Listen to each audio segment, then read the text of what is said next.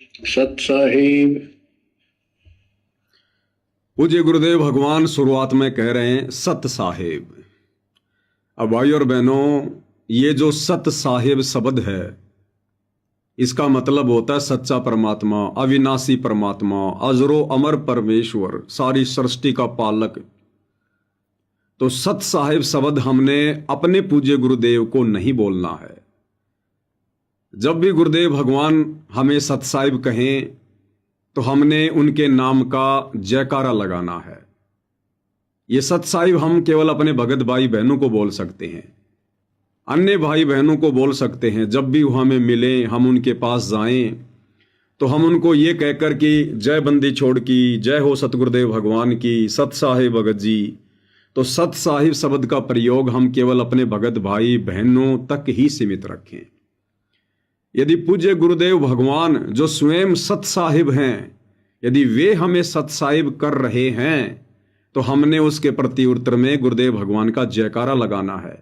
यदि गुरुदेव भगवान हमारे समक्ष हैं तो हमने तुरंत उनका जयकारा लगाते हुए उनके चरणों में दंडवत प्रणाम करना है। तो गुरुदेव भगवान कहें सत साहिब तो हम भगत भाई बहनों ने कहना है बंदी छोड़ सतगुरुदेव भगवान की जय हो।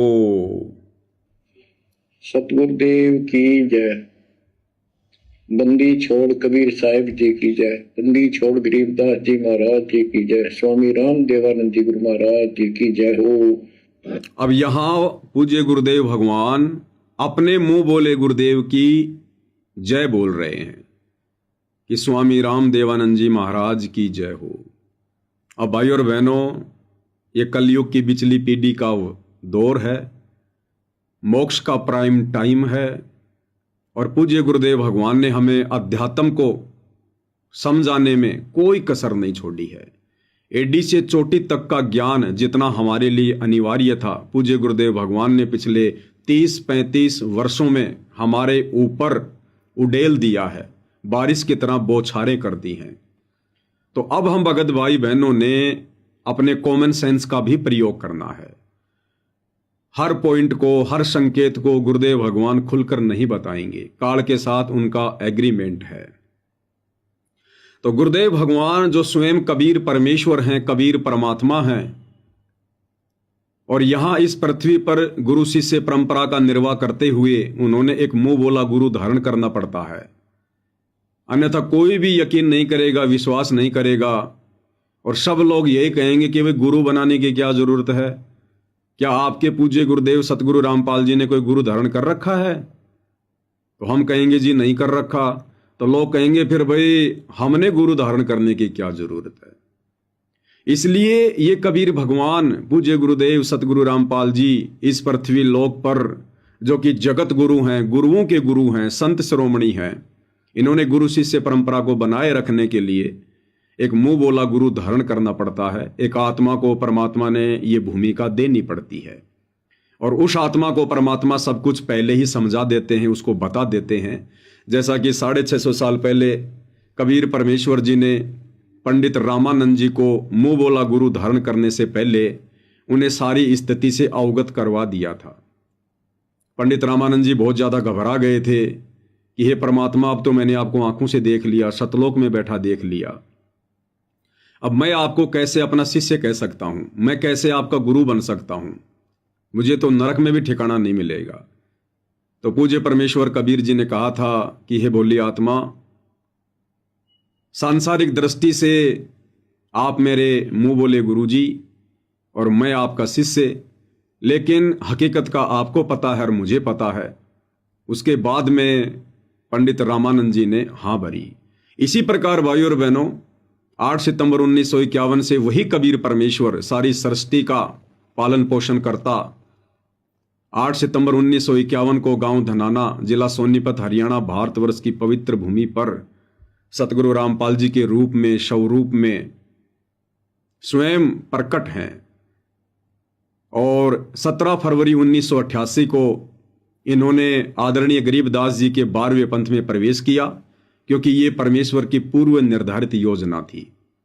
650 साल पहले ही परमात्मा ने आदरणीय धर्मदास जी के माध्यम से कबीर सागर में लिपिबद्ध करवा दिया था कि 12वें पंथ हम ही चल आवें, सब पंथों को मिटाकर एक पंथ चलावें।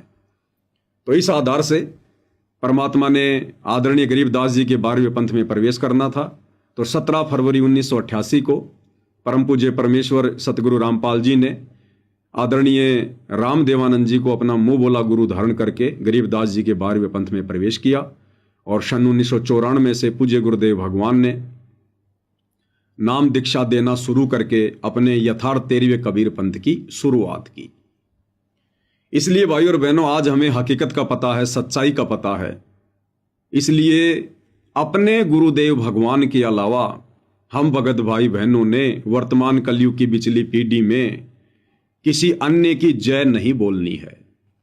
हमने दादा गुरु की जय नहीं बोलनी है, हमने गरीबदास जी की जय नहीं बोलनी है, हमने अन्य संतों और महंतों की जय नहीं बोलनी है, अन्यथा हम लोग पतिव्रता पद से नीचे माने जाएंगे।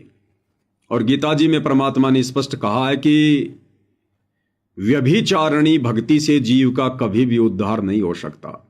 अव्यभिचारिणी भक्ति करनी पड़ेगी। अव्यभिचारिणी भक्ति का मतलब है तन मन धन से, दिलो जान से, आत्मा से, हृदय से, मन से केवल अपने गुरु को ही अपना इष्ट मानकर, परम पूज्य मानकर, परम आदरणीय मानकर, परम सम्माननीय मानकर जो है उनकी शरणागत रहना है।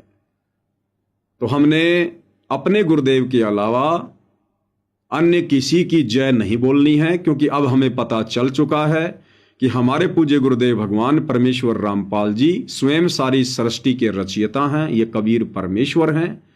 और बाकी जितने भी संत महंत महात्मा हैं, ये सब उनकी लीला का एक पार्ट है। और हमने पतिव्रता पद पर रहकर परमेश्वर को प्रसन्न करना है। तो गुरुदेव के अलावा हमने अन्य किसी का जयकारा नहीं लगाना है, बिल्कुल नहीं लगाना है। जब तक हमने लगाई तब तक लगाई, क्योंकि हमें ज्ञान नहीं था। अब हमने ना ही तो गुरुदेव के अलावा किसी का जयकारा लगाना है, और ना ही पूज्य गुरुदेव सतगुरु रामपाल जी परमेश्वर जी के अलावा हमने इस पृथ्वी पर, इस सृष्टि में अन्य किसी को दंडवत प्रणाम करना है। जो कबीर जी की समझे जाने वाली दाढ़ी मूछ वाली नकली फोटो है, उसको भी हमने दंडवत नहीं करना है। हम कबीर परमेश्वर के नाम का जयकारा लगा सकते हैं, लेकिन वो जयकारा उस दाढ़ी मूछ वाली फोटो के लिए नहीं होगा, क्योंकि अब हमें पता चल गया कि कबीर नाम परमेश्वर का नाम है। वेदों में परमेश्वर की ये एक उपाधि है, कबीर देव।